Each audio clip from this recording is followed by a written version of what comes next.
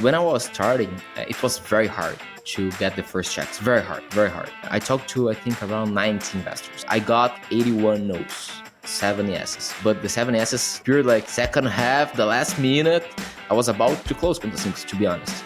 I remember calling Fernando and Ricardo, my co-founders, and say, hey, all the savings that you guys have, prepare because probably gonna need to use it. Initially, nobody wanted to invest. Nobody wanted to put this back. And I've heard all the excuses, all the answers possible to not make an investment. My feeling was like, okay, they don't see what time do I wake up, what time do I go to sleep, how many hours I'm putting into this company, how much I'm willing to sacrifice in order to make it happen. I had to do the other thing to show the results, to show the numbers. And you know what was funny? 3 years later, I remember collecting all these emails of feedbacks and notes, and I put all these messages, and I started putting the results that we were getting, in terms of the investments, the Series A that we got, the product that we built, volume that we were transactionating, proving ourselves that we are able to do that. There was a phrase that I put in my mobile as a screenshot. It was like, prove them wrong, just that.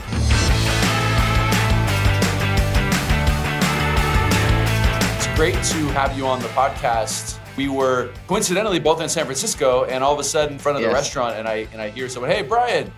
And then I looked over and I see you there, and it's always funny to just randomly run into people at different places because I don't actually live in San Francisco. I'm there by 2 times a year, twice a year, so it was a good coincidence. It was a great coincidence, and so I hope you had a nice dinner that evening, and I'm glad that we sparked this conversation because you've been on my mind in terms of that's a startup founder I got to chat with. Fortunate enough to write an early check before we had the fund. Great excuse to dive in deeper to what you're doing because you guys have done an exceptionally good job at growing Conta Simples. And so dig back a little bit into those university days.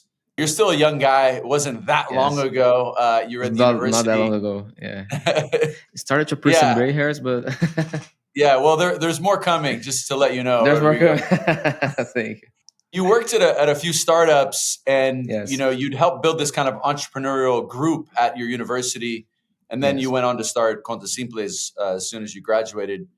Yes. How and why did you decide to join the startup world? Yeah, no, that's a great question. First of all, thank you for the invitation here, Brian. I was listening to the other podcasts. It's an honor to be here and to chat with you and talk more about our journey, our history, my journey here at Conta Simples. So answer your question, until I was 19, 20 years old, my dream was to become a basketball player. I think we kind of touched that while we were waiting for our table in the restaurant.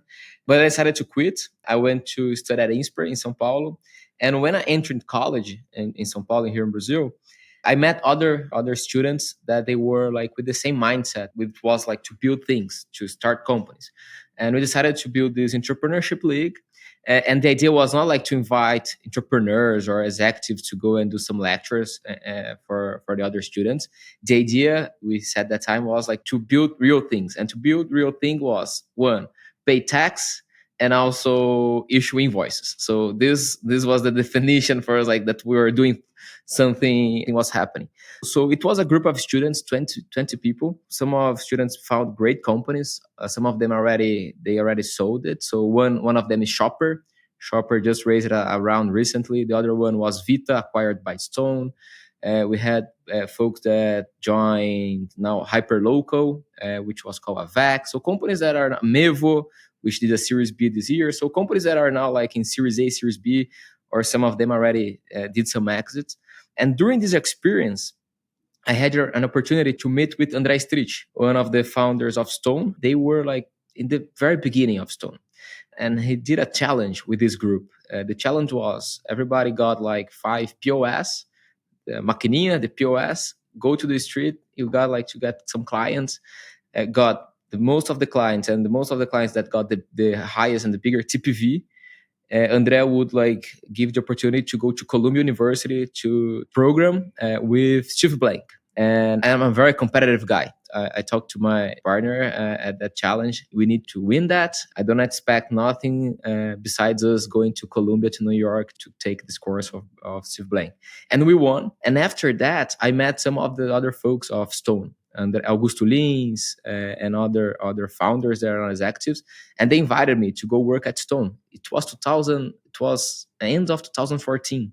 It was the very beginning of Stone. So I had the opportunity to work at Stone in my first year of college. I saw like Stone like going from like 30, 40 people, and I worked there at that time, going through the IPO and now becoming a like thousands of people company, like multi-billion dollar valuation. And it was very interesting because I met a lot of people that stayed at Stone for a long period of time. One of my co-founders, Ricardo, I met him there, and he joined us, he joined to build Conta Simples with me in 2019. He stayed at Stone for almost 4 years. So I had this opportunity to be closer to other students that they were like with this intention to build startups, and I also had the opportunity to work close to guys like Andre, like the founding team of Stone. And this was kind of for me a tipping point in terms of perspective, because Andre, he's a very young guy. I think he's now maybe 40-year-old, but at the time he was like 33, 32, I don't know. And I was like thinking, who's this guy? 32-year-old. He's building his third company. Stone is already like with like hundreds of millions of dollars in terms of valuation. So it was kind of like for me opening a new perspective, a way to see things differently than like as a traditional, a normal students going like through all the 4 years thinking about like getting an internship at like an investment banking or a consulting company. So when I realized that, when I saw that happening, it was kind of for me no brainer to, okay, it's possible to do my own company. It's possible to start even at a very young age, and to build like many like great things and big companies. It was like the click for me. I stayed like at Stone for 1 semester, to be honest, but it was enough for me to realize two things. The first one, Stone was not my company. I want to have my company at that time. The culture that I believed. Stone has a very strong culture, but I wanted to do my own way. Second thing I realized it later is because I didn't believe in Stone business model at that time, because we weren't like we're integrated with Visa and Master, and it was very hard to sell. We didn't have like distribution channels. They were talking about gonna be a multi-billion-dollar company, but like facing like head to head with Cielo, Rede, and I didn't understand how it would be possible to do that. Fast forward 4 years, they were doing like an IPO worth in like 8, 7 billion dollars in reais, something like that, more than $1 billion dollars in valuation. So it made me realize that it was possible. It was not so far away than I expected. So it was kind of no brainer for me to start my own thing. So, and looking to other students into this entrepreneurship league, starting their own things, also having like some success. It was an incentive for me. It was like realizing that it was possible. There's sometimes just limitations you put on yourself. And then when you see things so close to you, it kind of breaks those barriers down. I want to double click in that in a second. But first, I want to ask a more broad question. You mentioned we had a little basketball talk. I'm a huge basketball fan. And you were a competitive player. And there's some great players that are starting to come out of Brazil. Walk me through your thoughts around just like the competitive dynamics and how entrepreneurs, like the similarities between competing at a high level on the basketball court in that arena versus, the man in the arena building the startup. What do you think the lessons are there? Oh, there are many lessons. I think we could like take only one podcast to talk only about that. But all the things that I understand, most of the things that I understand in terms of leadership, in terms of like being an entrepreneur, I learned from my basketball years. I spent, just to contextualize it, everybody, I spent 8 years of my life playing basketball, and I took that very seriously. Like basketball for me when I was like 13, 14, 15 was kind of my job. And I played in a very good team in Brazil. It was in a city called Rio Claro. We won some championships. I played with some guys that are now playing to Brazilian national team. One of them played for a couple of years at NBA. So it was a very high level. And I've learned many things. First one, deal with pressure, deal with anxiety. So every game, every like hours or days before entering an important game, of course you have to deal with this anxiety, with this pressure. You want to win many hours, many days, many weeks that you've been practiced into the game. Feeling this pressure and dealing with this pressure, like we are doing this all the time as an entrepreneur. When you raise a round, when you like have board expectations, you have employee expectations, so you are under pressure. Second, in terms of leadership, I was the captain of my team, and it was very interesting to understand that how different players react with different behaviors in the same situation. So, for example, there were players that they were extremely good, extremely aggressive in practice, but at the game they were like kind, not so aggressive. So, understanding that there are different situations, people react differently, is also something that realized me that you cannot like be the same leader doing like pressing the same buttons for everybody at the same time, so you need like to understand that the basketball taught me that. And third, I think the most grateful thing is like when you win things, when you achieve goals. This is so rewarding, it's kind of addictive. I decided to stop playing to have this feeling of like reaching milestones, reaching goals is addictive. And now I transfer that to the company goals, my individual goals, and putting all the dedication. So I spent many, many hours practicing. I was not like the tallest guy, the strongest guy, the fastest guy, but I was, if not the one or the top three, more dedicated. Like practicing with my team, with the older guys, like practicing during weekends, during holidays.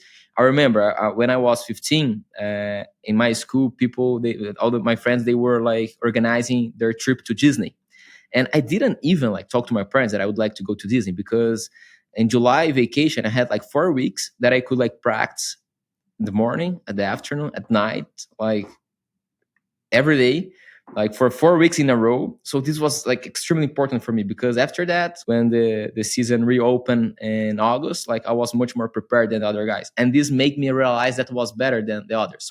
So practicing more, dedicating more. So doing that, building a company is kind of the same. You need to work like extra hours. You need to work during weekends. You need to work during holidays. You need to work like Christmas, New Year, Eve's holiday. So it's normal. And I didn't like understood that only when I started at Conta Simples. I understood that when I was like playing basketball. So I kind of just transferred, not like in the court anymore, but now is like doing some spreadsheets or like talking to some customers and preparing some materials and yeah, make it happen. Well, as an early stage investor, we look at archetypes of people, right? There's different, maybe like the deep engineering kind of hacker profile.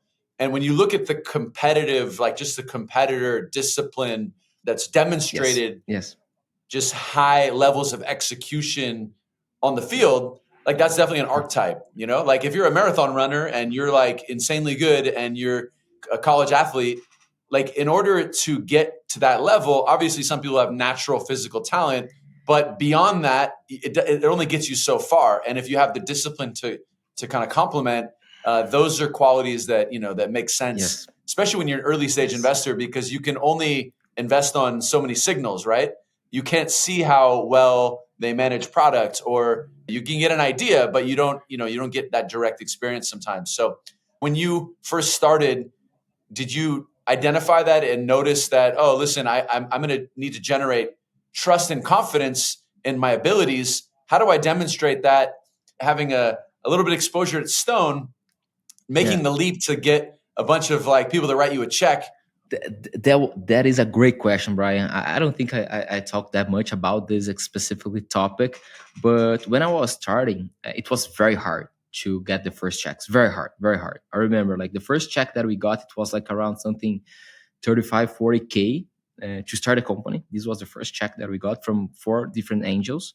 And then we did the angel 2 round, because I tried to go to talk to some like pre-seed seed investors. I have this spreadsheet until today. I talked to, I think, around 90 investors, 88 investors, something like that. Some of them more than once. I got like 81 no's, 7 yeses. But the 7 yeses like appeared like in the second half, the last minute. I was about to close Conta Simples, to be honest. I remember calling Fernando and Ricardo, my co-founders, and say, hey, all the savings that you guys have, prepare, because probably gonna need to use it. And those savings was like the money that they separated, because we were not like taking any salary. So you would like expecting to do an all-in in the company, but we ended up like raising. But you know that even with all these no's that we got, and even with like all the excuses and all the narratives that I've heard for not like investing in Conta Simples, investing in our thesis, in our vision, didn't like move a penny in terms of my confidence that I was able and prepared to build that. Because my feeling was like, okay, they don't see what time do I wake up, what time do I go to sleep, how many hours I'm putting into this company, uh, how much I'm willing to sacrifice in order to make it happen. It's You cannot tell that. It's hard to tell that. You're gonna be like just like almost like a Instagram coach, if you're gonna talk only about it. So I had to do the other thing to show the results, to show the numbers, to show all the things that are the work that I'm putting on, like the consequence of that.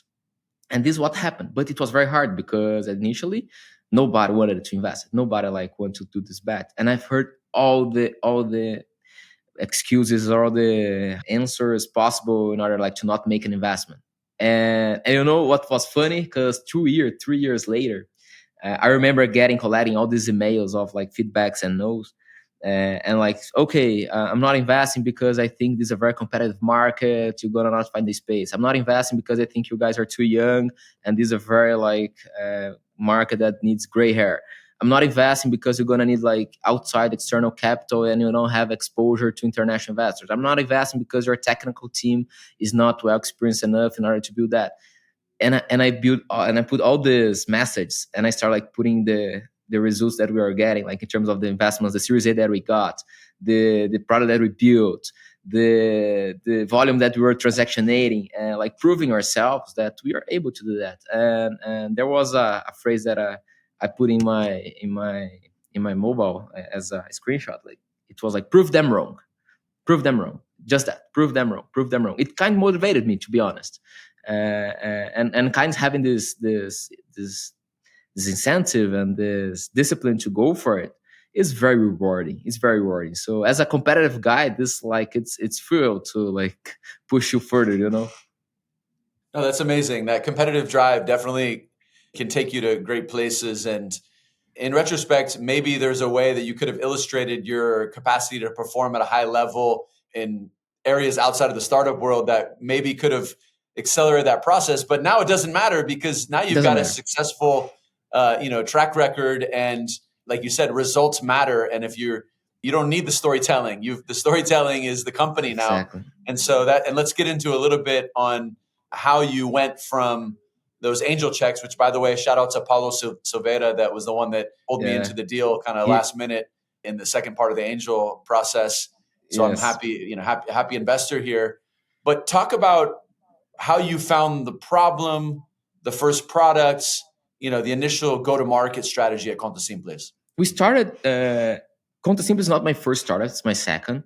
The first one didn't ended up well. We had to shut it down. It was a fintech as well, and I was the partner, the co-founder responsible to deal with the banks and with the accountings and with the financials of the company.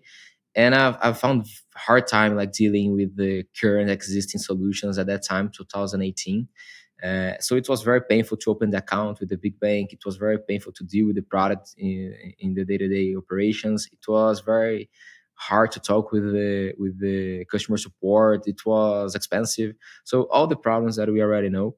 So when I decided to stop with the other opportunity with the other company that I was building, I understood there was an opportunity to build a digital bank, a digital account, or the financial systems for SMB in Brazil. Broad and simple like that. Digital bank for SMBs, for enterprises. And we went for it. And we started talking to very different SMBs profile companies that they were like operating at Kubo, or companies that they were like building like real economy in the like a small city in the central region of Brazil. So we talked to everybody, and everybody had some list of compliance with the big banks, with the current solutions. So it was clear for me that there was a huge problem. And so demand, it was proven into those interviews. And we talked to more than 150, 200 maybe people, entrepreneurs, and talked conversations, not like send a form, online form for them to fill it out. No, it was like conversations, at least 30 minutes.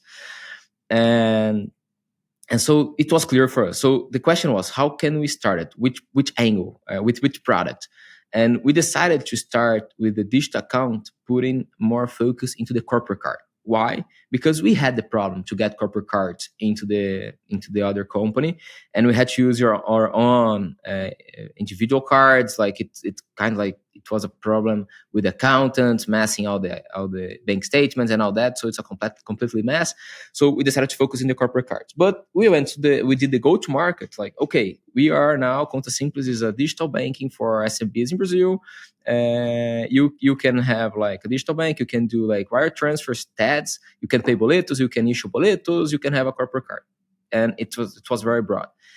Uh, we didn't have a problem or an issue in terms of customer demand. The top of the funnel all the time was like very active. We got like inbound leads, refer leads all the time. So we had also to like create a waiting list to control the demand and the operation. So when we launched in 2019, August 2019, the problem was how to serve with the product that we are building. As we didn't have like any niche to attack, the top funnel was working well, but the problem was the engagement. Was like, how can we get like customers that opened account in order to be engaged? And when we start like looking into this angle, we realized that there were many possibilities to work on, because some companies, they were like more in the service space. They were looking for billing systems, and we had like talking to some startups that they wanted like the corporate cards in order like to centralize all the startups payments. We talked to some freelancers that they want like just an account to do a pass through to their individual accounts. We talked to other companies that they want like accounts to like do cash management. So when we realized that, it was clear for us that in order and trying to serve everybody and every kind of SMB, it would be very problematic, because we had a huge restriction in terms of capital. We could not like invest trying to do and solving everything for everybody. So we decided to niche. And this was for me the tipping point of Conta Simples. We decided to niche in the corporate card solution and focused in the digital and online businesses. So startups, e-commerce, drop shippers, companies that they were like selling products, services, info products on the internet, and they had like a huge necessity to have the corporate cards in order to pay for their online ads, and nobody was trying to reach this angle. And I remember like initially like we had some investors arguing that, oh, take care, be careful, because probably gonna just like focus in one specific niche is gonna not be enough for to build the massive business that you want to. But realizing, like connecting the dots now, this was just the first phase. And this kind of the playbook that when we went to Y Combinator, we talked to one of the partners, and I remember the very crystal clear the conversation that we had. Aaron Raris, he's not in the Y Combinator anymore. Aaron said, like, I know it's fancy, it's sexy to tell that you are serving like bigger logos, like high-end startups or like well-known companies. I know it's sexy. I know it's like fancy to do that. But if your results are coming from like these smaller SMBs, these companies that like are almost informal, nobody's understands, or they are like selling products online without any brand or any well-known logos, and if the results are coming from there, dominate this angle, dominate this vertical. Until you not dominate this, don't think going to other vertical. And we did that. And this when we like hit and explode in terms of growth. But it was very interesting to understand these phases of like building and getting the customer feedback. Just to mention one more thing about it, that was like remember to tell here. The customer feedback and the customer discovery before launching the product, compare like after launching the product, it was completely different with the same entrepreneurs. And it was very interesting because before launching, like they were saying, oh, the process to open the account is very problematic in the big banks, because the company documents to upload is very problematic, because I have some partners, they need to send their selfies, their documents and all that, so I need like to go in person to that. So that's the problem. After relaunching the product, the customer feedbacks, oh, in this type form, in this exactly phase, if you do this and that, it would be much better, it would be much easier.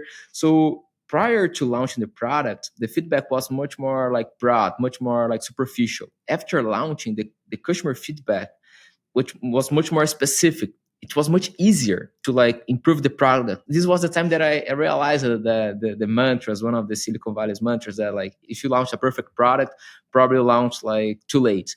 So launching fast and getting the customer feedback rapidly, it was very important. So we had to do that because we didn't have much money. So we had to prove the traction in order to try to go to look and seek for more capital.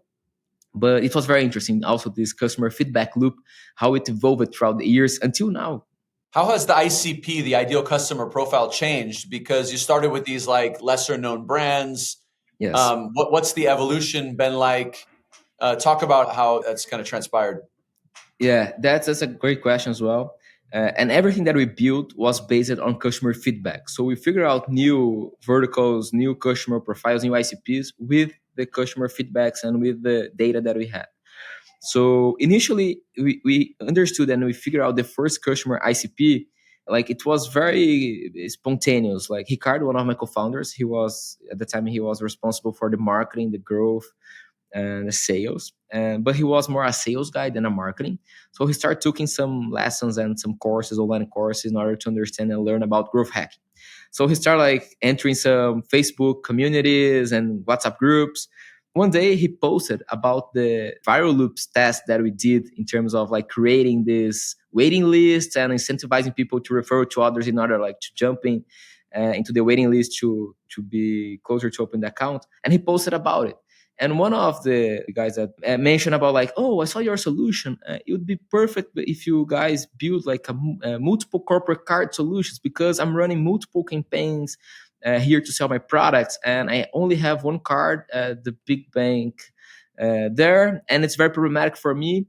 And it was like, okay, let's understand what this person needs, and let's like jump in a call and interview him. And okay, tell me about this problem. And I start like jumping in and going into the specific problem. We didn't know the size of this market, and when we entered, we started like figuring out that was like huge, insane. There were many people selling things online through like Shopify, Hotmart, Newman Shop, Mercado Libre, but they were like they didn't have like the tools to invest into their ads, invest into their online advertisements. So this was the first ICP. But then realized that building the product with them that it was important for them to have cost centers, to have like features that they could separate it, their transactions, to like put some tags in some cards or in some transactions in order like to have a better bank reconciliation. So we started building that. And I remember until now, it was like August 2020, September 2020. One of my college friends, he was, and he's still even working there until now. He was working for Exame, one of the biggest media platforms in Brazil, magazines in Brazil, business magazine. And he texted me, "Oh, I saw you were building Conta Simples. I looked into your website.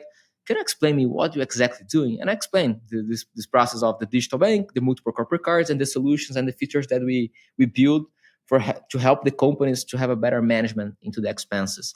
And he said, "Oh, you know what? Here at Zam, you have the same problem. We are using one of the big banks' card.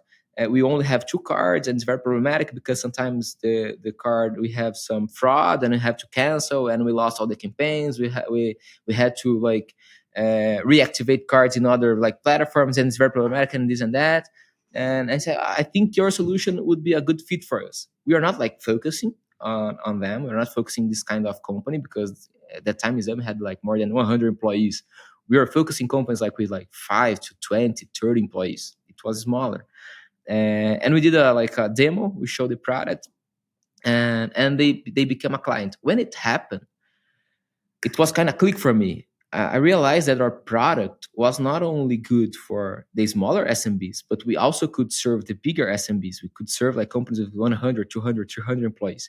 So we started to like building products also towards this kind of SMB. And this when it started also the complexity because the distribution channel, what type of ICP we gonna focus? The smaller guys, they comes from inbound, they comes from self-service, word of mouth. These bigger guys, they need a demo, they need a sales guy like there all the time doing follow-ups and pushing the sale. So we had like start managing that and also product roadmap. And then as we start like growing the company, we realized that we're gonna have like a channel targeting the smaller SMBs. We're gonna have a channel targeting the bigger SMBs. We need to separate that. We need to have like product roadmap that we can serve the bigger ones that we also can like be good for the smaller ones. So managing that was also important, but it was from a customer saw the website, saw the news, and it was kind of organic. Until now, all the products and all the things that we are building, it comes organically. And I think it's very interesting because Of course, we are starting to get like more competitors into the market. It's natural, but we are not like focused on what our competitors are doing. We are focused on what our clients are asking. And when we do that, we are always ahead in order like in terms of competition. We are always ahead in terms of what's going to be our next step. And the market is huge. So building based on our customer feedback was like the conception of everything since the day one of the first process and the first features that we built until now where we have like multi some like dozens thousands of customers actively like using Conta Simples day to day. So you got pulled in a certain direction. How do you make sure that there's like market for this? Like, because you get pulled from one or two customers, sometimes that can be on the Yes. wrong path. How do you know it's not an anomaly and that there's what was the process before you? And then second part of the question is, did you build separate teams at that point?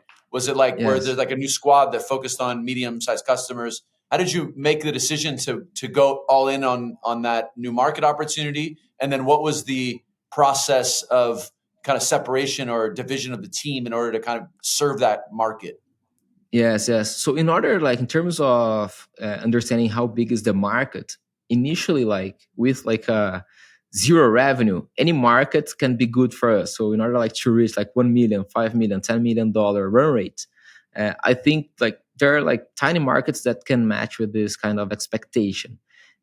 When you start like going towards like other sectors, it was clear for us that having this mix and match in terms of like what product, how we monetize, how we're gonna distribute, and all that. It was more sensitive in order like to think in advance. How much is the opportunity or how big is the market? Again, we are like in the financial market. We are like building credit cards. We are building like expense management systems. Like how big is this market in Brazil? It's insane. When we look into this perspective, it's okay. The market is huge. Which angle and what angle should we attack in order like to start entering deeper into this ocean is the questions that we always do to ourselves, and sometimes it's like through some consulting or analysis or diagnostics. Other times it's like building and learning into the journey, so testing, making some mistakes, rerouting, and doing it again. In order like to grow, honestly it was kind of hard like to understand the right structure because we didn't have a sales team initially.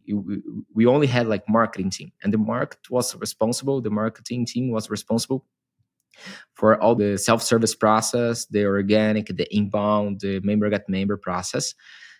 When we decided like to target companies bigger than 100, 200 employees, I decided to build a sales team.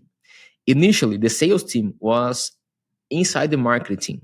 It was kind of a mistake because created like a separation into their goals, because either they were focusing on the smaller SMBs or they are focused into the bigger SMBs, and this kind of created internal competitive. So this year I decided to separate it.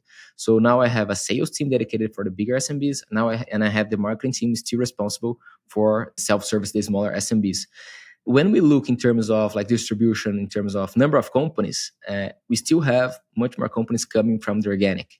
It is still like the referral, the organic, the paid media, the channel that we start building initially, the first one, it is still the most representative in terms of number of companies. But when we see now in terms of volume, in terms of like quality of customers, sales now is playing a big role into this representativeness into our results. So it's been very interesting. In terms of product, we didn't separate anything until now.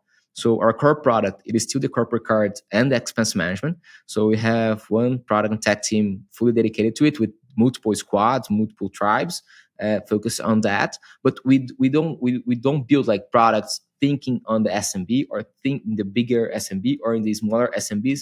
Why? Because we understand that our product for the bigger SMB is an evolution of the product that we built for the smaller one. It's not something different. So it's an evolution.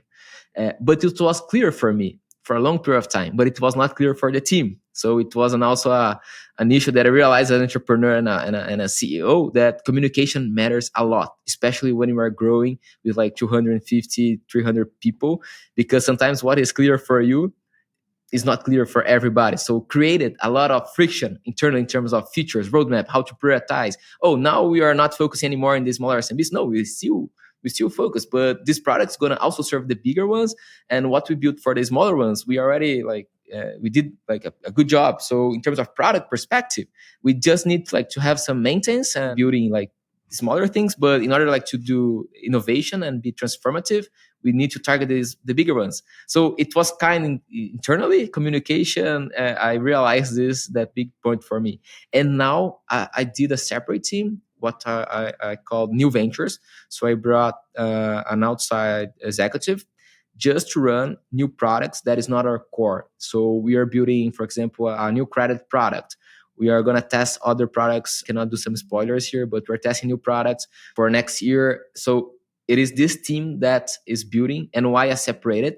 Because I want us to think and to operate like we operated in the early days, like very, very small team, like test rapidly, like almost weekly, if not like twice a week, touch points in order to understand the results and the growth of this operation.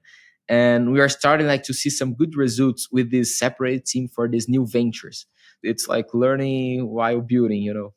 There's different management styles of like sometimes things are so clear in your mind as the kind of the founder CEO, but there's different approaches with the team. Like how do you get everyone on board, particularly in the early days? And even as the company scales, the pendulum swings, but it's kind of a benevolent dictatorship in a lot of ways, right? You can't have a democracy, otherwise it's just too slow. And so, how did you get everyone on board with that? And did you, is it something that you pushed really hard and kind of like made a top-down decision on the focus, or did you try to create some evidence and data to support kind of your? How did you get your team fully on board? Going back to kind of that captain of the basketball team, how do you get Yes, people yeah. on the same page? That's a great question because I changed a lot my leadership style this year. I heard the podcast with Lucas. You guys mentioned about the founder mode of Paul Graham and Brian Chesky. I was there into the talk with Brian Chesky, and it was like extremely like mind blowing. But until now, I was kind of the leadership, kind of like set the vision, delegate the responsibility in order like to prioritize the things that you're gonna do or build in sales, marketing, product, tech, and all that, and like creating management models like OKRs to track if we are in the right path or not. This is what I thought like 2 years ago. What happened? Like our team they were working silos. It was very hard to make them to work together. They were like prioritizing things that was not like the main thing for sales or marketing, but in terms of product, it was something that made a lot of sense. We were like not tracking the right KPIs. So in order like to understand the results that we were like expecting, it was kind of hard to do the connection.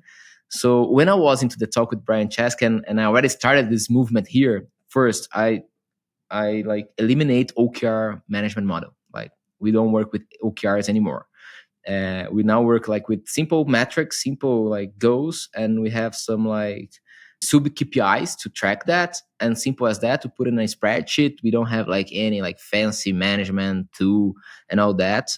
So first of all, it was that, and second, I was kind of like I had a distance from the operation. I was not like understanding third or fourth layer of the company, and this was not good because Brian told one thing, and he mentioned one thing. The talk that became like famous now, it was like leadership is presence, not absence.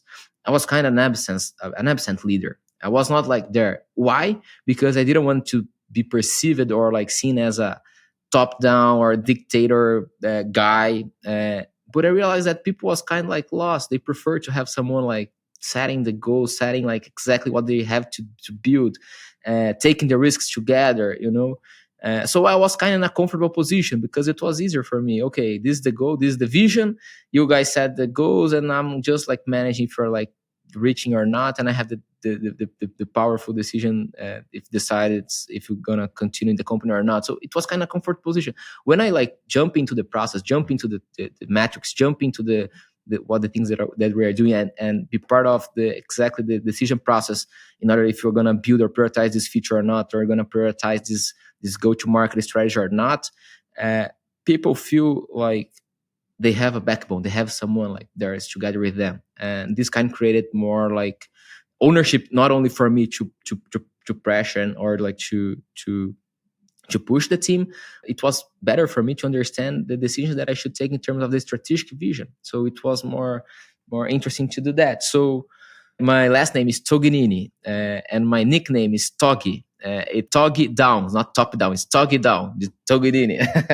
And I said, "Oh, this is a Toggy down. This is a Toggy down. We're gonna do that." And why? Because I understand that is the right thing to do.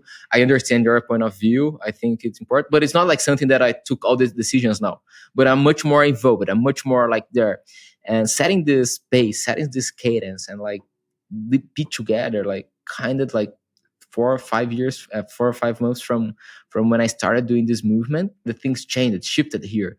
But it was not hard because first I had to deal with my own beliefs, with my own like things that I believed that like I had to change it. So I become more like the captain of the basketball team, like pushing everybody into the practice and being together, running together and all that, and doing like the pregame speech and all that. So it was kind of a change for me in terms of leadership, and it's working now. It's working better. And what I realized into this talk with Brian Chesky, we had many other founders listening, founders from companies with like hundreds of employees, if not thousands. uh, it's not like problem that are facing it, kind of everybody's facing this kind of problem, and nobody's talking about it. And I had a relief sensational because okay, it's not only me, but I still need like to figure out how to solve it. No, that's the benefit of having a network and a community of folks, because you realize that nothing is like brand new. It's really just everything cycles in and out, and it's repetition, you know? So Yes. it sounds like you know, instead of being just like the coach kind of on the sidelines, you know, it's the captain. You're being a leader on the field, On the court. on the, you Yeah. know, the court. And that, you know, that kind of made a difference. It's funny because I think that the pendulum does swing where that's natural in the early days of kind of pre-product market fit, where you're kind of super hands-on. You find product market fit, and then you're like, okay, let's let the team run. Things sometimes kind of fall off the rails, and then you got to get back in.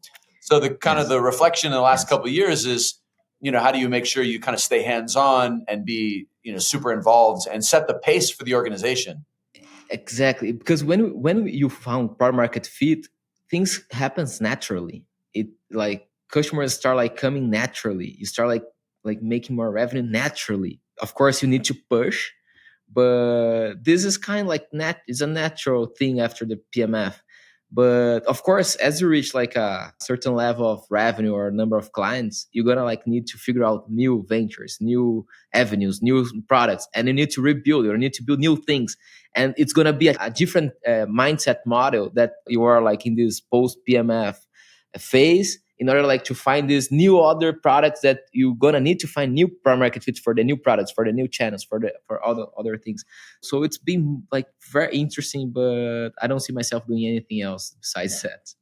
When we think about last year in 2023, business was negative margin, it was burning some cash, and then I think you willed the company to break even, an important milestone, particularly in the economic backdrop of where we were last year and kind of where things are still today. Talk us through how you lead a company through that kind of phase of the business where you're really focused on just, you know, becoming profitable or break even. I wasn't expected to like reach break even last year. I think we had like an impressive growth, not only in terms of like new clients, new customers coming in, but also we had the opportunity like to increase our ARPU. So the combination of those two things happened earlier than I expected. It's because we took some hard decisions, because we had to change some internal things in terms of the product and the architecture of the product and the system. So this kind of created new revenue streams for us. And with the combination that we also like didn't went crazy with like hiring or like building like things without any context, or just like because we had cash. So we always like to operate in a gross margin positive scenario. So since the first semester of the company, we had a positive gross margin. What happens sometimes, we are profitable or we are burning. Right after the Series A, we started like having some pressure from the board, like to burn more in order to grow faster. because our relation in terms of CAC payback or LTV to CAC was extremely good. It was like something very interesting. So the board 2021, like hype of venture capital, they were like, oh, you have plenty of cash, you have like a very good LTV CAC relation. Let's put more capital to work in order to grow faster. 2022 came, like April 2022, like Sequoia, Y Combinator, everybody like starting like putting this paper in the market, like cash is king and all that. We had a board meeting, and the investors say, "Oh, the plan and the thing that we were expecting in terms of like putting a lot of cash in order like to grow. I think we need to like stop and like to push back a little bit. And for us, it was very like natural to do that. So at that time, we were burning, and we developed a plan, path to break even. And this path to break even plan that we developed, that we built in second semester 22, the milestone was to reach break even in the first semester 24, 22nd semester 24, so would be right now. What happened when it's like entering 23, like with not like hiring many people, with the same team that we had, like understanding how could be more efficient, and also looking into avenues that we could grow not only the ARPU but also the number of customers. Like it was July, August last year. I realized that looking to numbers, like if we like keeping doing that, we're gonna break even the company, and we're gonna like reach some milestone here in terms of revenue that I didn't expect to like to reach this year. So actually, we're not like thinking on the break even, by the break even, but we are thinking in the two variables that is the components of the break even. How much can we get more revenue, and what are the levers that we can get here, and how can we control the costs and the expenses of the company in order like not to go crazy. When those things happen simultaneously, we could like save the expense and the costs more than we were expecting, and also we could like have get a bigger ARPU and grow faster. The combination of both, like suddenly when I look like, okay, we are about to break even, and we break even on October. So and this was like, and it was like part of the Series B process for us to raise a new round, because we were also not expecting that. So when you control your destiny in terms of break even, I think other things happens more naturally. Like it's easier for like to negotiate around it, easier to do all other things. Yeah, you have leverage. You're not needing the Exactly. capital. It's advantageous. You can take advantage of it. So now with the Series B under your belt this year, so a year ago you guys kind of hit break even in October last year. Now we're November and kind of coming up to the end of the year here. We were just talking in the beginning about Yes. reflecting about 2025. What's that look like? What is the kind of MO? What is the modus operandi here for the Series B? Is this like run faster? You create this new business unit to Yes. expand, the different products and reach new opportunities. What's the board kind of discussion about? Like, do you Yes. push forward and talk more about Yeah. that? So first, the corporate cards and expense management is still gonna be the core. So we still have like a huge market share to capture. So we are putting a lot of effort into this operation, but with the premise that we need to be capital efficiency on this angle. So we this operation must be like profitable, must be like positive in terms of break even, positive cash flow, and higher than the break even line. So this is one thing. The other thing, okay, we need to open new ventures. Why? Because we are in a market that is like in a completely transformation. So we are talking about Pix, we are talking about open finance, we are talking about Drex, we are talking about like new figures, we are talking about like technology evolving a lot. So when we like combine all those things, kind is a waste of time or a waste of capital if we not like try to capture part of this opportunity. But the question is, how it's gonna be the monetization of these new angles, new products, new things that we can build? How it's gonna be the competitive scenario? How it's gonna be? There are much more like questions that we are still figuring out. But the discussion with the board is, okay, the core we need to preserve and we still need to grow in what we are growing consistently, and we still have a huge market share to capture. But looking like 4 or 5 years from now, if we do not try to do anything into this and with these new products and systems that is being created into the financial markets in Brazil, probably gonna lose some opportunity 2 3 years from now. So how we gonna monetize? How we gonna like? How's gonna be the representativeness of this new product into the PNL? To be honest, I cannot tell if it's going to be like 20%, 30%, 50%. What I can guarantee is like the core business, I see a clear path and I see a clear market for us to still growing, to still grow and capturing the opportunity. But the other, we need to be on the dance floor, dancing and playing with other players. We need to be there. We need to be in this party. If not, things that's gonna be built into this angle can can be a substitute for the products that we have into the core. So this kind of balance that we are thinking, and to do that we need to invest, we need like to go cash burn. So part of the series B round was also to have capital and have this power to invest in those things, because I truly believe, Brian, when we look into the financial market, into the market ecosystem, the financial ecosystem here in Brazil, 5 years, 10 years from now, the feeling that we're gonna have is the same feeling that we think the world without smartphone. So how we lived without the smartphone. So in Brazil, if you ask a person how was the wire transfers in Brazil without Pix, can you imagine? Can you imagine like without Pix, you doing some wire transfers, and Pix is like 2 years and a half years or like 3 years. So when you look into a 10-year perspective from now, there are many things that will happen. There are many things. There are many questions that will be answered. But to be honest, I think everybody's trying to answer, all the players, all the big banks, the startups, the new players coming in. Because also the central bank is doing and putting a lot of innovation into this ecosystem. So we kind of like do not understand. It's kind of AI. What's gonna be the what's AI? How AI gonna change the world? We cannot tell, but it's gonna change for sure. So it's kind of the same feeling that I have into the financial market in Brazil. So we need to invest that. We need to be into this party.